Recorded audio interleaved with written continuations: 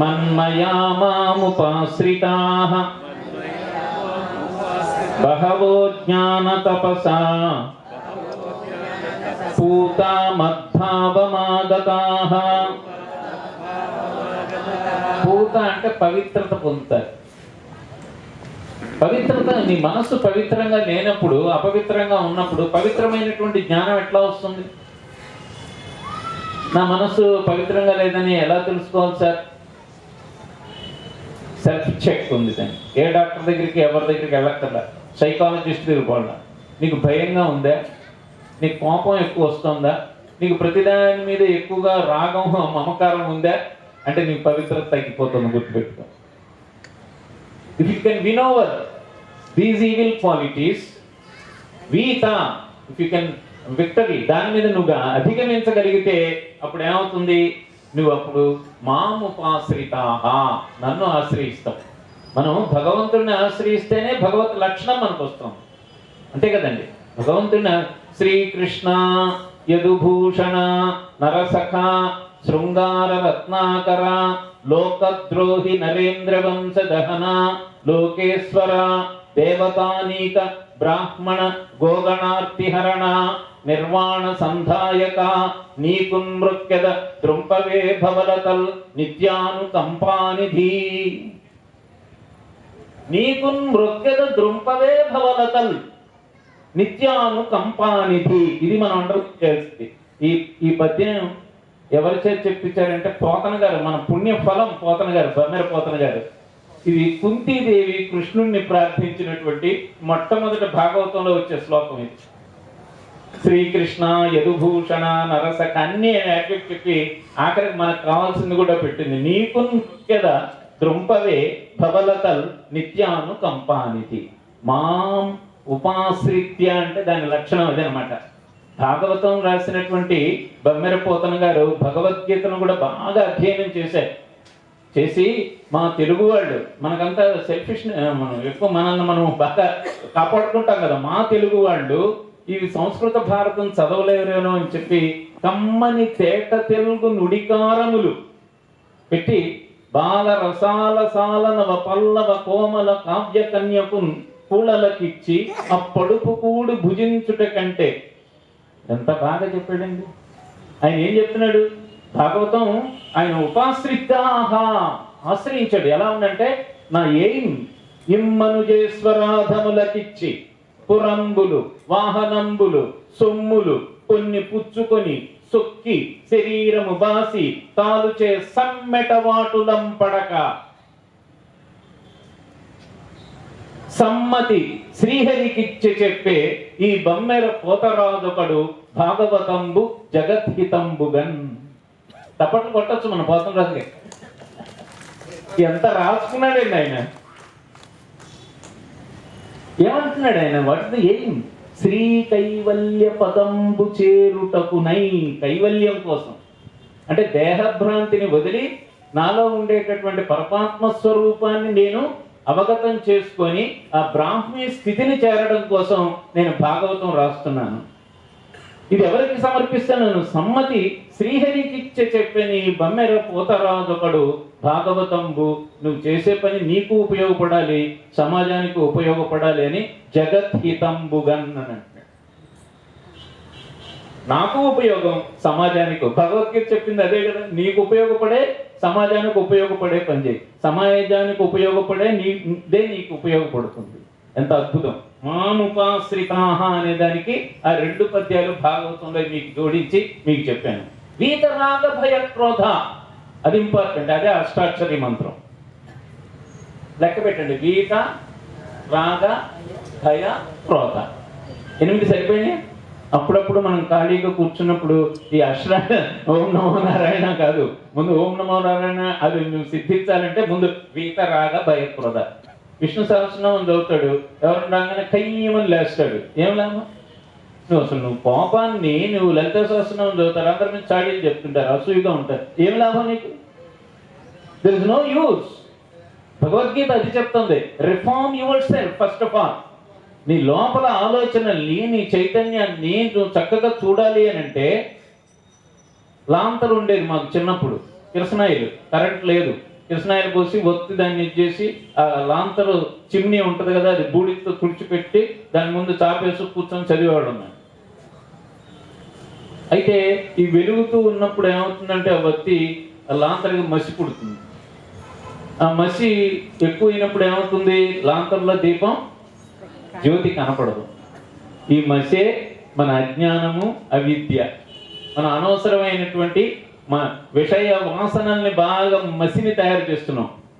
ఇలాంటి ప్రవచనాలు వినడం మూలన, భగవద్గీత చదవడం మూలన మన చిమ్నీని మనం క్లీన్ చేసుకుంటున్నాం. అప్పుడు మనలో ఉండే జ్యోతి బాగా బయటికి కనబడుతుంది. ఎంత బాగా చెప్పారు చూడండి. చెప్తూ ఇంకేం చెప్తున్నారు, 11వ శ్లోకం ఇమ్మీడియట్ గానే ఇస్తున్నారు ఆయన. 11వ శ్లోకంలో ఇది స్వామి వివేకానంద 2వ ఉపన్యాసంలో అమెరికాలో కోట్ చేసినటువంటి శ్లోకం. చాలా ఇంపార్టెంట్ శ్లోకం అండి. అమెరికన్స్ ముందు నిలబడి ఆయన మాట్లాడినటువంటి మాటల్లో ఈ శ్లోకాన్ని పెట్టారు. మొట్టమొదటి శ్లోకం మాట్లాడినటువంటిది అది పుష్పదంతుడు రాసినటువంటి శివమహిమ్నా స్తోత్రంలో రాశారు. శివమహిమ్నా స్తోత్రము మొదటిది. అది ఏమంటాడనంటే ఆ పుష్పదంతుడు, రుచీణాం వైచిత్ర్యాం రుజుకుటిల నానా పథదుషాం. రుచి అంటే నీరు అని కూడా అర్థం ఉంది. నీళ్లు ఎక్కడో పర్వతాల మీద పడతాయి, సెలయేళ్ళు అవుతాయి, ఉపనదులు అవుతాయి, నదులు అవుతాయి, మహానదులు అవుతాయి, అనేక పేర్లు పెట్టుకొని ఉంటాయి. కానీ ఆఖరికి వెళ్ళవలసినటువంటి దాని గమ్యం ఏంటో సముద్రం. సముద్రంలో పడినప్పుడు నది తన యొక్క పేరుని మర్చిపోతుంది, సముద్రమే అయిపోయింది. సముద్రంకి వెళ్ళి బే ఆఫ్ బెంగాల్లోకి వెళ్ళి ఇక్కడ కృష్ణ ఏది, ఇక్కడ గోదావరి ఏది, ఇది నర్మద కుదరదు, అక్కడ అన్ని వాటర్ అయిపోయింది. ఈ మాట చెప్పాడు. అలాగే ప్రపంచంలో అన్ని మతాలు వేరు వేరు పేర్లు పెట్టుకున్నా ఆఖరికి చేరవలసినటువంటి గమ్యము పరమాత్మ వైపు. అది మా సనాతన ధర్మంలో ఉంది, భారతదేశంలో ఉంది. అందుకే అనేక జాతులు, అనేక వర్ణాలు, అనేక భాషలు, అనేక సంస్కృతులు ఉన్నప్పటికీ కూడా మా భారతదేశం ఆ ధర్మాన్ని అలాగా తీసుకొస్తూనే ఉంది. తల్లి ఒడిలాగా ఎవడైనా వేరే ధర్మం నుంచి వచ్చి వాళ్ళ ధర్మాన్ని ప్రచారం చేయాలన్నా కూడా ఓర్చుకొని ఉంటోంది అని అన్నాడు ఆయన. ఆ మాటకు వాళ్ళు అదిరిపోయారండి. ఇంత గొప్ప విషయం మాకు భారతదేశం అంటే, అప్పుడు భారతదేశం is equal to about 60 to 70 small countries in the world. ఒక ఉత్తరప్రదేశ్ ఒక బ్రెజిల్ కంట్రీతో సమానం. మరి దీంట్లో ఒక్కొక్కళ్ళు మీరు ఉత్తరదేశం అంటే అక్కడ రకరకాలైనటువంటి భాషలు. రాజస్థాన్ ఒక దేశంలా ఉంటుంది, ఉత్తరప్రదేశ్ ఒక దేశం, బీహార్ ఒక దేశంలో ఉంటుంది, మన కేరళ వెళ్తే అదొక సంస్కృతి. అన్ని సంస్కృతులు, అన్ని సంస్కృతిని సమన్వయం చేసినటువంటి వాడు ఎవరు అని అంటే శంకరాచార్యులు. 8వ శతాబ్దంలో పుట్టి ఆయన కేరళలోని కాలడి అనే గ్రామంలో పుట్టి ఆయన ఆసేతు హిమాచల పర్యంతము కాలినడకన 3 సార్లు తిరిగాడు ఆయన. దానికి నిదర్శనం ఏంటి అంటే ఆయన స్థాపించినటువంటి పీఠాలే నిదర్శనం. అక్కడ అమర్నాథ్లో పీఠం, అక్కడ మీకు ఇక్కడ వచ్చేసి శృంగేరిలో ఒక పీఠం. అంటే ఉత్తరాన్న దక్షిణాన్న, తూర్పున పూరి, పశ్చిమాన్న ద్వారక. అన్నిటికీ ఒక్కొక్క మంత్రం ఇచ్చాడు, ఒక్కొక్క పీఠానికి ఒక మంత్రం ఇచ్చాడు. మీరు ఊరికే ఇది చేయడం అది చేయడం, ధర్మాన్ని మీరు రక్షించాలి, ప్రోత్సహించాలి, ధర్మం తప్పకుండా సంఘాన్ని నడిపించాలి అని ఉద్దండులైనటువంటి వాళ్ళని పెట్టారండి. ఒక్కొక్కళ్ళకి ఒక్కొక్క లోగో. ఒక్కొక్కళ్ళకి అహం బ్రహ్మాస్మి, ఒకళ్ళకి తత్వమసి, ఒకళ్ళకి అయమాత్మ బ్రహ్మ, సర్వం కల్విదం బ్రహ్మ, ప్రజ్ఞానం బ్రహ్మ. మైసూరు యూనివర్సిటీ వాళ్ళ లోగోలో ఏముంటుందో తెలుసా మీకు? తత్వమసి అని ఉంటుంది. నువ్వు అదేని తెలుసుకో. నువ్వంటే నువ్వు శరీరం ఓ 70 కిలోల బరువు, దానికి ఒక డిగ్రీ, దానికి ఒక ఉద్యోగము, దానికి కొంత ఆస్తి, అవన్నీ వదిలిపోయాయి నీకు. నువ్వు దివ్యాత్మసు, నువ్వు అదేని తెలుసుకో. అహం బ్రహ్మాస్మి అనేటటువంటిది. ఈ విధంగా ఎందుకు ఇంత నేను శంకరాచార్యుల వారి గురించి, వివేకానంద గురించి, స్వామి గురించి ఎందుకు చెప్పానంటే, ఇందాక చెప్పాం కదా ఒక శ్లోకంలో, ఎప్పుడెప్పుడైతే ధర్మానికి గ్లాని ఏర్పడుతుందో ఏదో ఒక రూపంలో వచ్చి నేను మళ్ళీ ధర్మాన్ని నేను పునఃప్రతిష్టాపన చేస్తాను. అది అవతారమూర్తిగానే అక్కర్లేదు, ఒక గురు స్వరూపంలో కూడా రావచ్చు అని చెప్తూ మనల్ని 34వ శ్లోకంలోకి మనం వెళ్తున్నాం. అసలు గురువు దగ్గరికి ఎలా వెళ్ళాలి? నీకు జ్ఞానము కావాలి అని అంటే నువ్వు గురువు దగ్గరికి నీ అప్రోచ్ ఎలా ఉండాలి? 34వ శ్లోకం. తద్విద్ధి ప్రణిపాతేన పరిప్రశ్నేన సేవయా ఉపదేక్ష్యంతి తే జ్ఞానం జ్ఞానినః తత్వదర్శినః. పుస్తకాలు చేతుల్లో లేని వాళ్ళు నోట్తో కూడా చెప్పొచ్చు, క్లియర్గా ఉంది. మీకు ఏమంటే నోట్తో చెప్తే మీకు చాలా వైబ్రేషన్స్ వేరండి. సాంస్క్రిట్ ఆ sound waves it self will create lot of energy with in you. గొప్ప విషయం అది సంస్కృతంలో. ఏం చెప్తున్నారు ఇక్కడ? తద్విద్ధి ప్రణిపాతేన పరిప్రశ్నేన సేవయా. గురువు దగ్గరికి వెళ్ళేటప్పుడు చాలా మనం వినయంగా వెళ్ళాలి. ప్రణిపాతేన అని అన్నారు. ప్రణిప్రాతేన అంటే సాష్టాంగ నమస్కారం చేయాలి. సాష్టాంగ నమస్కారం యొక్క అర్థం ఏంటంటే టోటల్ సరెండర్ అని అర్థం. ఇప్పుడు సాష్టాంగం చేస్తే మనకి ప్యాంట్లు ఏమైపోతాయో, లేకపోతే అసలు మళ్ళీ లేవగలమో లేవో మోకాళ్ళ నొప్పులు అని. మనసులో అయినా మనం భగవత్ స్వరూపంగా గురువుని మనం భావిస్తూ ఆయన్ని వినయముతో అప్రోచ్ అవ్వాలి. తద్విద్ధి ప్రణిపాతేన, అది నేర్చుకో. విద్ధి అంటే నేర్చుకో. ప్రణిపాతేన పరిప్రశ్నేన సేవయ, సేవ చేయాలి ఆయన. సేవ ఎందుకంటే నీలో ఉండే అహంకారాన్ని తొలగించుకోవడానికి. గురువుగారి బట్టలు కూడా ఉతికేవచ్చు. గురువుగారికి పాద సంవాహనం చేశారు. గురువుగారు కొనుక్కుంటే ఆయన కాళ్ళు నొక్కేవారు. ఇప్పుడైతే పేపర్లో వేసేస్తారు, టీవీ ఛానల్లో చేస్తారు, గురువుగారు కాళ్ళు ఉత్తికుంటున్నాడు అని. అది నీ మనసులోంచి రావాలి. అంటే నువ్వేంటి, నీలో అహంకారం ఒకటి ఉంది. నువ్వు తోటి మనిషి చెప్తే నేను వినాలా, లేకపోతే నాకు అర్థం, నేను ఎందుకు ఇంతో ఆయనకి ఉన్నతమైనటువంటి స్థితి ఇవ్వాలి అని. మీరు నన్ను ఎందుకు ఇక్కడ వచ్చి పూలమాలతో అలంకరించారు? నాకు ఈ శరీరాన్ని మీరు అలంకరించలా, ఈ జ్ఞానాన్ని మీరు గుర్తించారు. వ్యాసులు వారి జ్ఞానం ఇస్తున్నాడు. వీడెవడో హైదరాబాద్ నుంచి వచ్చి ఓ పూలమాల నాకు వేశారు. ఇది నాకేమీ అలంకారం కాదు. నాకు అలంకారము శోభ ఇచ్చేది నా జ్ఞానమే. సరస్వతీదేవి ఇచ్చినటువంటి జ్ఞానాన్ని నలుగురితో పంచడమే నా ఆభరణం. ఇది ఎందుకంటే ఒక గుర్తింపు అన్నమాట. తద్విద్ధి ప్రణిపాతేన పరిప్రశ్నేన సేవయా. పరిప్రశ్నేన అంటే ప్రశ్నించి. ఇది సాయి సచ్చరిత్ర చదివే వాళ్ళందరి దాంట్లో కూడా ఈ శ్లోకము దీని గురించిన వివరణ వస్తుంది. షిరిడి సాయిబాబా సచ్చరిత్ర గ్రంథ పారాయణ చేసేటటువంటి వాడు ఒక పండితుడు ఉంటాడు ఆయన దగ్గర. ఆయన భగవద్గీత బాబా దగ్గర కూర్చొని అది చదువుతూ ఉంటాడు.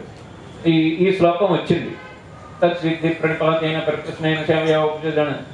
ఆగా అన్నాడు బాబా గారు. ఆయన నిద్రపోతున్నట్టున్నాడు కానీ ఆయన గబుక్కున మళ్ళీ చదువు అన్నాడు. తద్విద్ధి ఇప్పుడు గట్టిగా చదివాడు. తద్విద్ధి ప్రణిపాతేన పరిప్రశ్నేన సేవయా. ఆగు, ఆఖరి మాట ఏంటి చెప్పు? పరిప్రశ్నేన. ఆయన మనసులో ఏముందని అంటే, బాబా గారికి ఏం తెలుసు, సంస్కృతం వచ్చా, దీనికి ఏమి దీని యొక్క అర్థం ఏంటో చదువుకుంటున్నాడు. ఆయన గీతాపారాయణ చేసుకుంటున్నాడు. అయితే అక్కడ పరిప్రశ్నేన అని అన్నారు కదా వ్యాసుల వారు, దాని అర్థం ఏంటి అని అడిగాడు ఆయన. వాళ్ళు ఏం చదువుకోక్కర్లా, వాళ్ళు జన్మతః జ్ఞానస్వరూపులు. రమణ మహర్షి గారికి డిగ్రీ ఉందా అని అడిగాడు అనుకో, తెలివి తక్కువ. డిగ్రీలు అక్కర్లా, డిగ్రీలకు మించిన జ్ఞానం అది. ఆ పుట్టుకతోనే వాళ్ళకి జ్ఞానం ఉందండి. పరిప్రశ్నేన అంటే అడగడము, ప్రశ్నించడము అన్నాడు. ప్రశ్నించడము అని అంటే ప్రశ్నేన అనొచ్చు కదా. పరి అనే 2 అక్షరాలని అనవసరంగా వ్యాసుల వారు ఉపయోగించారంటావా అన్నాడు. అప్పుడు ఈ పండితుడికి నెమ్మదిగా చెమట పట్టడం మొదలుపెట్టింది. బాబా గారికి ఏం తెలియదు అనుకున్నానే, ఇలా అడిగాడు. పరిప్రశ్న అంటే అడగడం అన్నాడు. అడగడమే అన్నాడు. నీ జ్ఞానం అంతవరకే ఉంది కదా. పరిప్రశ్న అంటే తరచి తెలుసుకోవాలనేటటువంటి ఆతృతతో అడగడం పరిప్రశ్న. అంతేగాని ఎదట వాడికి ఎంత జ్ఞానం ఉందో టెస్ట్ చేయడానికి చేసే ప్రశ్న కాదు అది. నాకు ఆయన ఉన్నటువంటి జ్ఞానంలో నేను ఎంత తీసుకోగలను అనేటటువంటిది వినయముతో అడిగి తెలుసుకునేటటువంటిది పరిప్రశ్నేనా. ఆయన లేచి స్వామి పాదాలకి మొక్కాడు. స్వామి, నీకేం తెలియదు సాగు అనుకున్నాను, నాకు గొప్ప జ్ఞానోదయం అయింది స్వామి, నేను జాగ్రత్తగా దీన్ని అర్థం చేసుకొని నేను చదువుతాను. తద్విద్ధి ప్రణిపాతేన పరిప్రశ్నేన సేవయా ఉపదేక్ష్యంతి తే జ్ఞానం. ఎవరి దగ్గర తెలుసుకోవాలి? రోడ్డు మీద పోయినోడల్లా జ్ఞానం ఇవ్వలేడు. నాకు ఎంఏ పిహెచ్డి ఉంది, నేను దాంట్లో చేశాను దీంట్లో చేశాను. ఆ జ్ఞానం నీకు లౌకిక జ్ఞానం ఇస్తుంది. పారమార్థిక జ్ఞానం కావాలనంటే తత్వదర్శిన, తత్వాన్ని దర్శించిన వాడే ఇవ్వగలిగింది. ఎంత బాగా చెప్తున్నారు. తత్వము అని అంటే ఏంటి? తత్వము అంటే యథార్థత, రియాలిటీ, సత్. భగవంతుడు సత్ చిత్ ఆనంద స్వరూపుడు కదా. ఆ సత్తు తెలిసినటువంటి వాడిని నువ్వు అడగాలి. అసత్తులో ఉన్నవాడిని అడిగితే నీకేం తెలుస్తుంది? ఏం తెలియదు. అందుకని ఏమన్నారనంటే తద్విద్ధి ప్రణిపాతేన పరిప్రశ్నేన సేవయా ఉపదేక్ష్యంతి తే జ్ఞానం జ్ఞానినః తత్వదర్శినః. వాళ్ళని వినయంగా ప్రశ్నించి సేవించి సాష్టాంగ నమస్కారం చేసి తత్వాన్ని యథార్థాన్ని తెలుసుకున్నవాడు. ఈ తత్వము అనే మాటను కూడా కొద్దిగా నేను ఒక 2 minutes నేను మీకు ఎక్స్ప్లెయిన్ చేయడానికి ప్రయత్నిస్తాను. తత్వము అని అంటే ఏంటంటే, ఇప్పుడు మనము విఘ్నేశ్వర స్వామికి వినాయక చవితి పండుగలు చేసేస్తాం. అసలు గణేష తత్వం ఏంటో తెలియదు చాలా మంది. అది గణేష అథర్వ శీర్షంలో ఉంది ఆయన తత్వం. తం త్రిగుణత్రయాతీతః కాలత్రయాతీతః తత్వం ఇది. గణేశులో తత్వం ఏంటంటే ఎప్పుడు ఆనందంగా ఉండడం, పెద్ద తలకాయ ఏంటంటే ఎక్కువగా ఆలోచించడం, పెద్ద చెవులు ఏంటంటే ఎక్కువగా వినడము. ఇవన్నీ కూడా చిన్నదానికి కూడా ఆయన సంతోషపడిపోవడం, అంటే ఏదుంటే దాంట్లో సంతోషంగా ఉండడం. ఇది తత్వం, గణేష తత్వం. ప్రశాంతంగా ఉండడము, పెద్ద పెద్ద కార్యాలకు సహకరించడం. ఈ భారతం అంతా రాసింది ఆయనే కదా. వ్యాసుల వారు అడిగారు, మీరు రాయండి భారతం అని అంటే నేను రాయగలను, ధారగా నేను శ్లోకాలు చెప్పగలను అని రాసేవాడు ఎవడు? నాకు రైటర్ కావాలన్నాడు తప్పించుకోవడానికి. ఎందుకంటే ఎంత రాయడాలి ఇవన్నీ మనకి ఎందుకు తలకాయ నొప్పిని, నాకు స్టెనోగ్రాఫర్ కావాలని అడిగాడు అనమాట. అడిగితే పార్వతీదేవి జగజ్జనని కదా, అమ్మల గన్నయమ్మ ముగ్గురమ్మల మూలపుటమ్మ గనక ఆమె ఏం చేసిందంటే నా పెద్ద కొడుకు రాస్తాడు పోంది. గణపతి వ్రాతపతయే నమః వ్రాసేది. గణపతి ప్రార్థన బాగా తత్వాన్ని తెలుసు చేసేటటువంటి వాడికి విజ్ఞానం బాగా ఉంటుంది, ఆనందంగా ఉంటాడు. మనం గణేష పందిళ్లలో తత్వాన్ని గురించి చెప్పాం. ఈ రోజున ప్రసాదం ఏమిటి, దాని వినియోగం ఏమిటి, ఎవరు చేశారు, అంటే బాహ్యంలో మనం కొట్టుకుంటున్నాం. అంతర్ముఖ అది కూడా కావాలి. బాహ్యం లేదే ఎలాగ ఈ లైట్లు పెట్టకుండా ఈ వేయకుండా ఇక్కడ బాహ్యమైనటువంటి ఈ యొక్క అరేంజ్మెంట్స్ లేకుండా ఈ ప్రవచనం ఎలా సాగుతుంది? బాహ్యంకి ఎక్కువ ఇంపార్టెన్స్ ఇస్తున్నాం, అంతర్ముఖత్వానికి మనం చేస్తున్నాం. ఆంజనేయ స్వామి గుడి కడుతున్నాం. ఆంజనేయ స్వామి నిలబడిన ఆంజనేయ స్వామి ఎక్కడ ఉండడు, ఎప్పుడు కూర్చొని ఉన్న ఆంజనేయ స్వామి ఎక్కడ ఉండడు. తత్వం ఏంటి? సేవకుడు ఎప్పుడు నిలబడి ఉంటాడు. రాముల వారికి సర్వ్ చేయడం కోసం ఆయన ఎప్పుడు నిలబడే ఉంటాడు. ఆంజనేయ స్వామి ఎప్పుడో ఒకసారి కూర్చుంటాడు. ఎప్పుడంటే ఆయన బాగా సీతమ్మ వారితో కూర్చున్నప్పుడు ఆయన పాదాల దగ్గర కూర్చొని ఉంటాడు. ఆయనకి ఏమి ఇష్టము అని అంటే హనుమాన్ చాలీసాలో ఆయన చెప్తాడు కదా, ఎంతో 1,000,000 యోజనాలు వెళ్ళిపోయి సూర్యుడిని, అంత శక్తి, అపారమైన శక్తి సంపన్నుడు హనుమత్ స్వరూపం. అది తత్వం ఏంటంటే నీకు ఎంత స్ట్రెంగ్త్ ఉన్నా, ఎంత బలమున్నా, ఆయన వ్యాకరణ పండితుడు. ఆయన చూడంగానే చెప్తారు రాములు గారు, ఇదిగో ఆయన మాట్లాడుతున్నాడే, సుగ్రీవుడు పంపించాడు మారువేషం మాట్లాడే ఆయన నవవ్యాకరణ శోభితుడు. ఆయన అసలు ఎలా మాట్లాడాలో అతని దగ్గర తెలుసుకోవాలి. వేదాలు బాగా తెలుసుకున్నవాడు, వ్యాకరణం బాగా తెలిసినటువంటి వాడు, ఆ తత్వం తెలుసుకున్నవాడే అంత బాగా మాట్లాడగలడు అని మొట్టమొదటిసారి రాముల ముఖత ఆంజనేయ స్వామిని ఏమని చెప్పారు తెలుసా? శ్రీమాన్ అన్నాడు. అంటే ఆంజనేయ తత్వం ఏం చెప్తుంది? నీకు ఎంత జ్ఞానం ఉన్నా ఒదిగి ఉండు, ఎప్పుడూ నువ్వు ఇతరులకు సేవ చేయడానికి ప్రయత్నించు. ఆ తత్వం ఉంది. అంటే గణేష తత్వం, హనుమాన్ తత్వం తెలుసుకున్నాం. అలాగే తత్వము అనేటువంటి యథార్థం, ఆ యథార్థతని ఎవడు తెలుసుకున్నాడో తత్వదర్శిన, అతను దర్శించాడు. దర్శించిన వాడే చెప్పగలడు. ఈ దర్శనం మీరు కూడా చేయొచ్చు, నేను చేయొచ్చు, అందరం చేయొచ్చు. కానీ దానికి మనం సమయాన్ని, మన యొక్క వనరుల్ని మనం కేటాయించడం లేదు. ఈ విధంగా గురువుని ఎలాగ మనం తీసుకువెళ్ళాలి అని చెప్తూ ఇప్పుడు మనం 5వ అధ్యాయంలోకి వెళ్తున్నాం. దీంట్లో 13వ శ్లోకం, 5వ అధ్యాయం 13వ శ్లోకం. ఇది చాలా అద్భుతంగా ఉంటుంది. దీంట్లో ఏం ప్రసక్తి వస్తుందంటే, ఎందుకు నువ్వు వెళ్ళలేకపోతున్నావు ఈ తత్వాన్ని తెలుసుకోవడానికి అనే దానికి ఆయన చెప్తున్నారు. ఏం చెప్తున్నారంటే, నువ్వు 9 ద్వారాలున్న పట్టణంలో నివసిస్తున్నావు పో అన్నాడు. నవద్వార